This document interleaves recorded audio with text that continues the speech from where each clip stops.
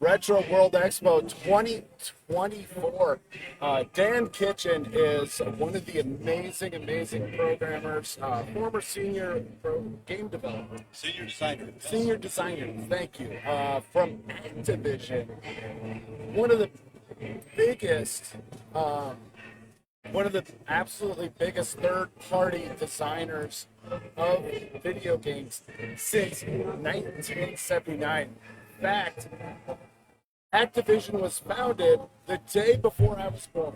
Really? Yes. Activision was the first third-party game publisher Yes. formed by four guys who came over from Atari. Yes. And my brother Gary Kitchen and I joined not long after that and became designers with the first four guys. That's amazing.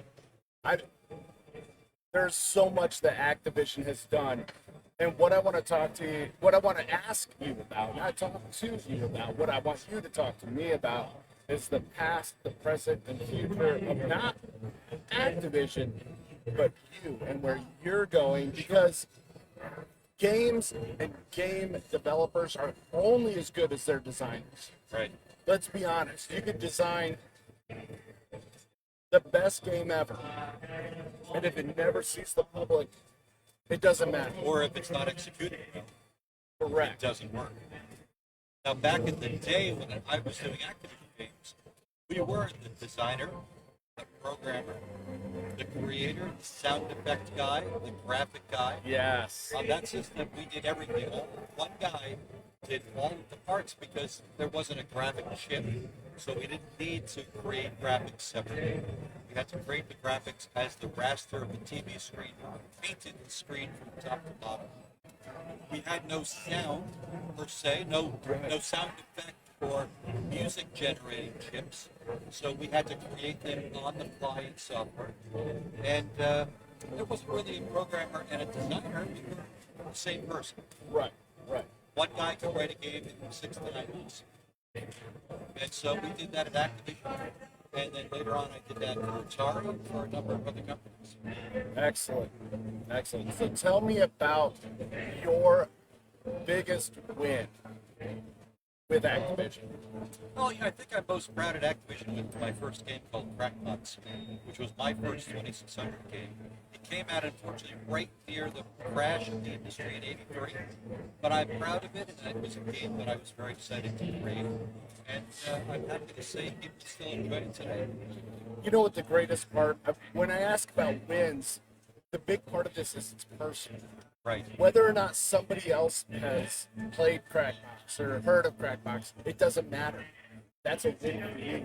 You made that. That was one of your first awesome And I moments, remember going into a Toys R Us and a KB toy in Opera Room and seeing it on the shelf, knowing, oh my goodness, that's mine, like an author Yes. reading a book. It was a very exciting time for us. I love it. I love it. Can you tell me a little bit about some of your, let's not say wins, let's say losses. Losses. Like one of those moments where you're like, I did my best, but the public just didn't see it the same way. You I know, did. in our business, when you're a developer, you do a lot of games for a lot of publishers. And often they always come to you late in the game and say, hey, it's January, Yeah. and I need a game in July or May because Christmas is coming. Yes. And inevitably, we've always had games that we had to rush to get out for a client to make that Christmas holiday season, which was really the time of year that games sold. Right. And right. there's many games that we look back on and say, God, I wish I had another 2 months or 3 months, and I could make it better, or I could clean up some things.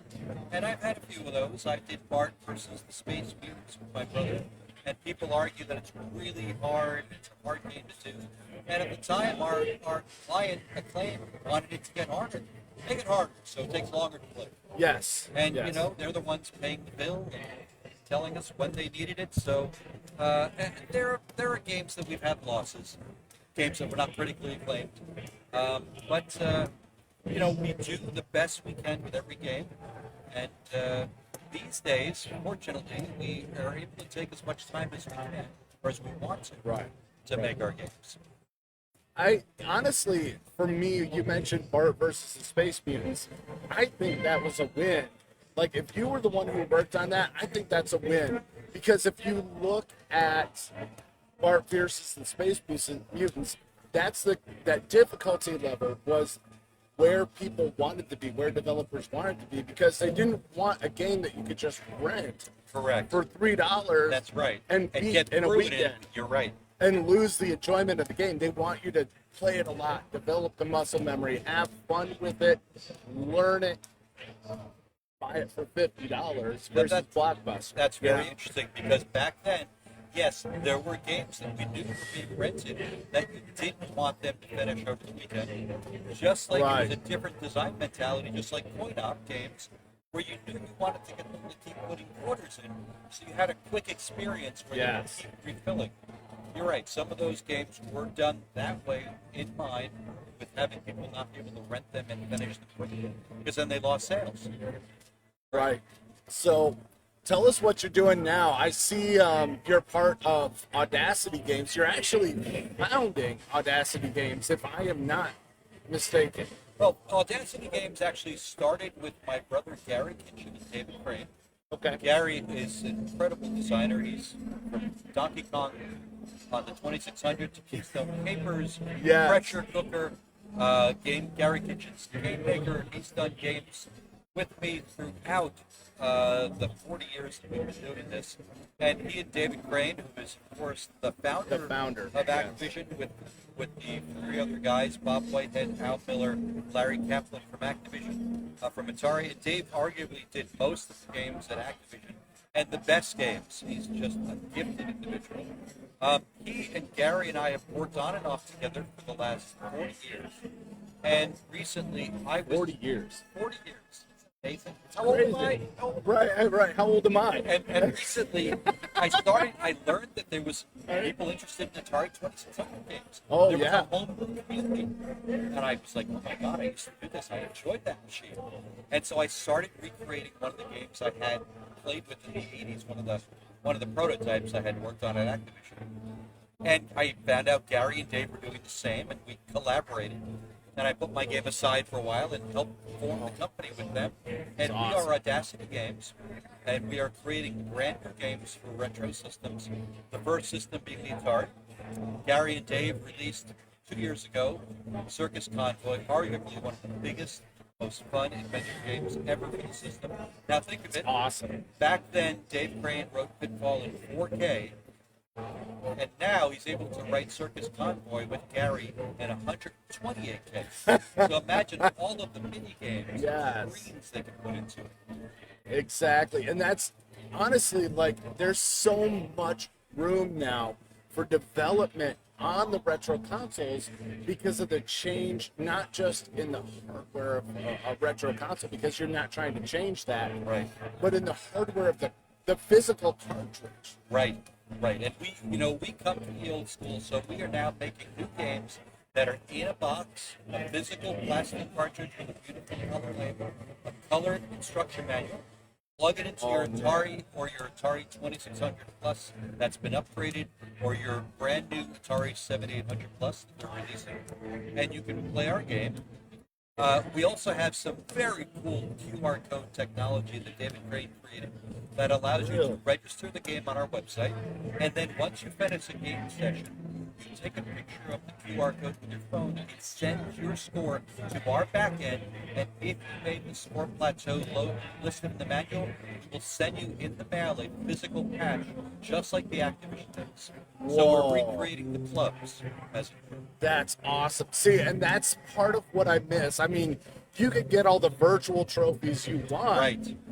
and it doesn't matter. They're NFTs, which, People- as we've discovered in the last 5 years, That's correct. NFTs are nothing. Are nothing, right. You're paying a whole lot of money for air, Yes. you know? But back in the days, people were very proud to take a picture of that CRT TV screen and send that in and get a physical patch in the mail with a letter. We are recreating that for every game. And we have to date done a number of patches for Circus Convoy. Now, one of the most popular games in the system is called Hero, Yes. helicopter emergency rescue operation by my good friend John Van Ryzen, who was a senior designer with us. Okay. And we dragged John out of retirement last year and said, John, we're making games for the Atari. You have to make more games. And we convinced him to do a sequel to Hero, which is a spiritual sequel, which is called Alien Abduction. And we're now selling that. We just released that a month or so ago. And so you can get basically what is Hero 2 on the Right. 2600. And again, cartridge in box. If you buy a collector version of that for Circus Convoy, you get a signed certificate from the designer. You get a digital version of the game that you can play without opening the box. And if you wait Oh, for the man. release of our new games, we have VIP versions where we will Okay. give you swag. So when Circus Convoy came out and people bought, the 100 people who bought the VIP got a beautiful metal belt, got a trucker hat with the logo, Oh, got a my goodness. custom-made little 18-wheeler with the logo on the side. And so we're doing 3 tiers of games, per se, for each title. But John now has his game out. And I believe if you go to our site, you can still get his VIP version of Alien Right, Abduction, right. or the collector version that has the certificate, or you can buy the standard version. And all that still comes with the QR code that you can get with QR like, the code, color flag manual, and color cartridge, hard case cartridge, plug it in, play it just like the old ones. that's crazy. I love this, guys. This is what we are missing nowadays is the and while people are going away from physical media Right. and physical instruction manuals, you're going back to going them back. because that's where the heart of the gaming community is, And in my collectors. opinion. You know, I was surprised to hear that That's the large percentage of games that are digital download, I think less than 10% are sold in retail. And so Right. collectors always like the tangible yes. cartridge. And so we felt going back, at least for those old systems, to recreate people's experience when they were young. To bring that magic back of a new Activision game. Well, and let's be honest. You know, what have we seen with Sony? They sell you a digital content, Yes. and then they can take that content away at any any moment. And what did you pay for that? Again, Did air. you rent it? Did you own it? Right, Just like right. all those wonderful games. My brother and David Crane for years made incredible games online at an internet site called CandyStand.com. Well, that Okay. was done for the Nabisco Corporation. It's gone. All those Right. games are no longer available for play. And I remember those. And they're gone forever. Can't get them back. But now, fortunately, bringing the games back in a physical form allows us to still have a tangible copy. And that's to me when you talk about retro, there's a lot of people that are re-releasing retro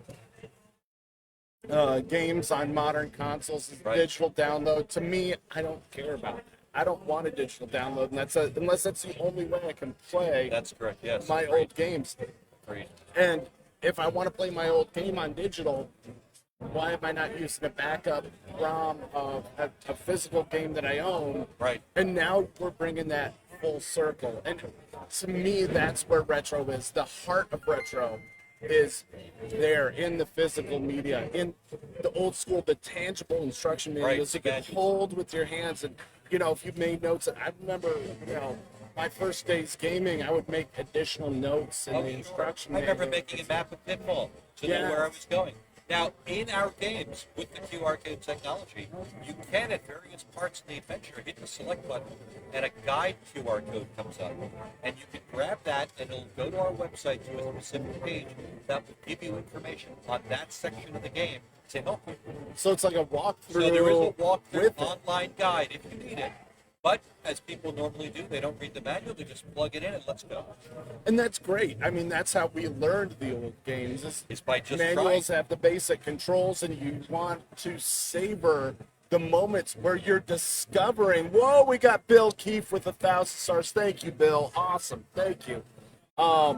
Bill he was here at the convention. He may still be here with his son, but he's sitting right over there. He's right in front of us. Hi, Bill. So this is, to me, full circle retro. This is, and look, we're adults, we're kids playing with adult money now. Right, of course, you're right. We can afford these things then. Exactly. When we were kids, it was like you waited all year to get one or two Or mom, games. can you buy me? Yes. Right. For Christmas, for your Right. birthday, oh, I have to get a whole semester of good grades to get, Pitfall or whatever that you want on Right. your Atari, Nintendo. And that's so cool. It's so cool. And people are now rebuilding their consoles. They are, and it's very exciting that we see Atari remanufacturing the systems. Now, it's kind of a dream come true because I, for years, had hoped somebody would re-release the Atari as a physical product. Yes. There were emulators and this and that. Oh, And sure. now that we're actually making parts, to have Atari say we are re-releasing the 2600 with a cartridge slot and the 7800, it just is wonderful for us because our installed base grows with new Right. players. And so when I go back to the Atari days, my first experience with video games was Nintendo days. Right. And I look at Atari and I look at the history of video games when I look at Atari. To me, that is like what happened with the video game crash, the Right. market crash there. And, Nintendo you got to give Nintendo credit because they kind of brought that back. Nintendo, absolutely. The retailers were skittish with video games in Yes. late '83. They had all these games because other people had learned the system, and there was no regulation or control on the quality of the games. That's exactly what it was. So Yes. we go and say, why will I buy crackpots that just came out for $49 or $39 when I can see in the bin I can get 10 games or 4 games for $20? Right, And so the right. retailers were flooded with all this not very good stuff. Right, right. They didn't want anything to do with it. Nintendo comes along, and what they did to help bring back the industry is they said, we are the only guys making it. So if you want to make a game, we manufacture it for you, and we have all the chips. So they would say, this Christmas we have 1 million chips. We're going to let you make 10,000 a year game. You make 10,000 a year game. And people were up in arms because they thought it was infringing the free market. Right. But right. it was really regulating how much software at a time came out, and it brought the retailers confidence, and it built the industry back. And I give them complete credit for reviving the video game business. Well, and really that was where the video game market turned around. But you look at the people who still want Atari. They still want ColecoVision, Right, Game Boys. Yeah, Yes. old school Game Boys. Super Nintendo was great. Sega, like the Genesis / Mega Drive. Oh, yes. Just huge things. So tell us about projects with those systems as well. And not that we don't want to, we do want to pull or push focus to Audacity games because this is where the future is going. Right. Is back. And it's not a backwards pedal, it's just coming full circle. It's coming full circle. It's going right back to where we began. During my career, I had the opportunity to work on numerous NES games, Super Nintendo games. I had a wonderful experience working on a Sega CD game that never came out. Okay, We worked okay. with Penn and Teller and created a game That's awesome. of kind of gags and an adventure game, and unfortunately it never made it to market. But a piece of the game, which is very well known, is called Desert Bus. Yeah. And it is a game where you drive a bus in real time from Tucson to Las Vegas for 8 hours. Oh my Can't put goodness. the controller down because the bus will shimmy off the road. Right, right. And you'll be towed back in real time. And that was a design that Penn and Teller came up with. Penn actually came up with in one of our design meetings and said, I want to make the most boring game of all time. And you're that sounds sitting in like a bus something and you're insane. driving for 8 hours. Right. And right. so the game was in the Penn and Teller Smoke and Mirrors Sega CD version. Never Okay. made it to light, but I'm happy now that there is actually a comedy troupe in Canada that takes it out every year and does a Desert Bus for Hope marathon where they raise millions for children's cancer. And it's funny because when we were testing the game, you had to play it for 8 hours.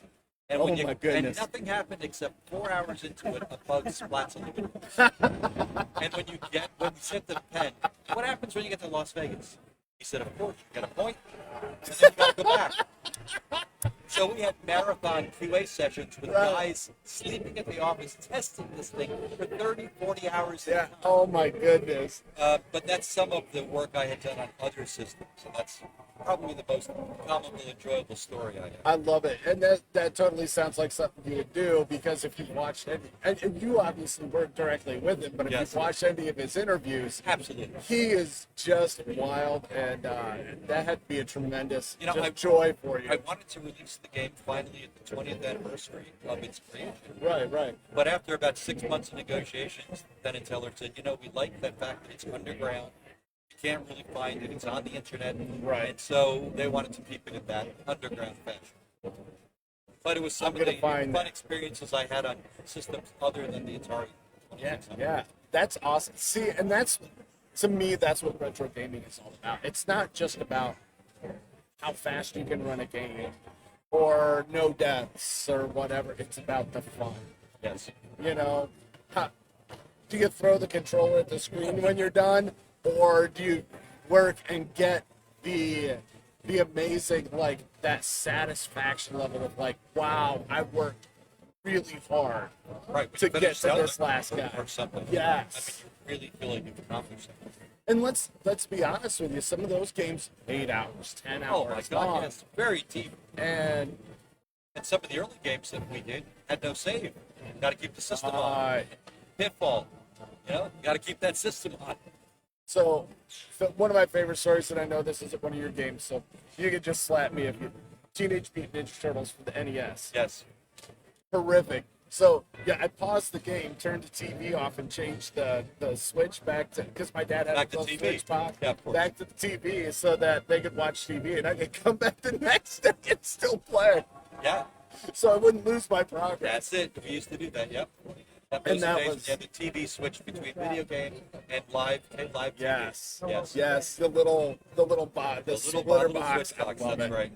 Yeah, I love it. I love it. So Well, we are creating brand new games. We've got, I've got Casey's Gold, a game that I've arguably had it developed for about 6 years. okay. I put on the shelf a couple of times to do some marketing work for Audacity, and I do full-time consulting work, but finally the game is wrapping up. And that game will be coming out soon. And then I know that internally we have more games coming for next year. And they're looking very cool. All right, guys. Atari.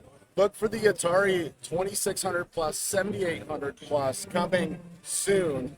If they're not already available in your area. The 2600 Plus is available. It is. And look for games by Audacity Games, audacitygames.com. Go to our site, see the games we have, and look out for more games coming next year. And if you're a collector, check out those VIP packages, limited runs, things like that. Not limited runs, but very few runs, limited versions availability. of the game, autographed by the designers, and you get very cool swag that you can put up on your shelf. And the other thing is this is the merging of the digital and internet technology days and retro. Again, full circle, guys. Dan Kitchen, Yes, thank you so much for having me. my pleasure. Before Pleasure. you go, Yes, just tell me a story. a Just story. tell me your favorite story, just off the top of your head. Maybe good to be with My deal with video favorite games. story is that Dave Crane, brilliant designer, came up with a game called Boyness Blob. You remember that one? Yes. Well, Dave showed us a Boyness Blob the year it was released. Dave came to our office. He was working with us. He was on the West Coast, and he sent us this little ROM file. And it's a little boy on the screen. You throw jelly beans in this blob, and he morphs into a ladder. We all looked at it and said, "Holy crap, this is amazing!" Well, Nintendo that year said, "You cannot get a game for the Nintendo unless you give it to us by the middle of June. If you don't, you got to wait till next year." So Dave comes up with this in April. It's like 6 weeks, left Right. to make a game for Christmas. It had to be done in June. Dave flew out to New Jersey, and the entire office of our staff of 20 plus people worked day and night. Dave and Gary worked day and night to be able to finally finish the game. We put a guy in an airplane, flew up to Redmond, Washington, put him in a hotel across from Nintendo, sent him the final code on the 14th of June, like 2,400 baud, took 8 hours to get it. He made the ROM cartridge, walked over to Nintendo the last day, put it on the desk, and said, "Here, we're submitting it." after everybody had worked weeks of overnight, day and night. It was exhausting, and nothing happened. We didn't get a call for months. And finally, Gary got a call from Nintendo sometime, I guess in August or September. They said, we love Buenos Blob, but we have some changes to make. And we said, well, you just told us we can't make changes past June. They said, that doesn't count for you guys, or us. Right. So Dave ended up with Gary making some changes to the game. Unfortunately, the game made Christmas that year. And I heard that later on, years later, Gary was meeting with Nintendo and got a chance to meet Miyamoto, who told Gary that Buenos Blob was one of his favorite games. That's awesome. And I got to tell you, that's an amazing thing to hear from that gentleman. And so The ketchup jelly beans. the ketchup Man, jelly bean. I love it. You know, yes. that was specifically because someone at Nintendo played the game and lost the blob in the caverns. And they said, we need a way for you to get the blob back. And Dave, the code was done, and Dave had one jelly bean he hadn't used that was in the code. He said, I got a little bit of room. Let me make something like ketchup so he catches up to you. And that was the whole point of it, because a guy at Nintendo said, I lost him and I need a way to get him back. And that is the story of the ketchup jelly bean. Now here's the thing is there's an exploit that you can use with the ketchup jelly bean to skip to the end of the game. It's one of those insertable code things. Well, you know, there's also a little feature in there that if you turn him into a coconut, a blobolonia, you can kind of roll him and he'll go past all the enemies for you. That's a little hidden feature in the game. That's phenomenal. But I'll tell you, with Dave and Gary, I mean, their creativity is second to none. We expect to have more games by Audacity like Buenos Blob in that type of highly creative experience in the coming years. That's awesome. Awesome. Thank you so much for having man. me. Appreciate you. Thank you. And you have a wonderful day. I hope you're seeing great success here at Retro World Expo. And keep your eyes out, guys, for Audacity Games' new Atari releases coming in hot. Thank you. Check us out. Thank you so much. Take care. Thank you, Dan. Thank you.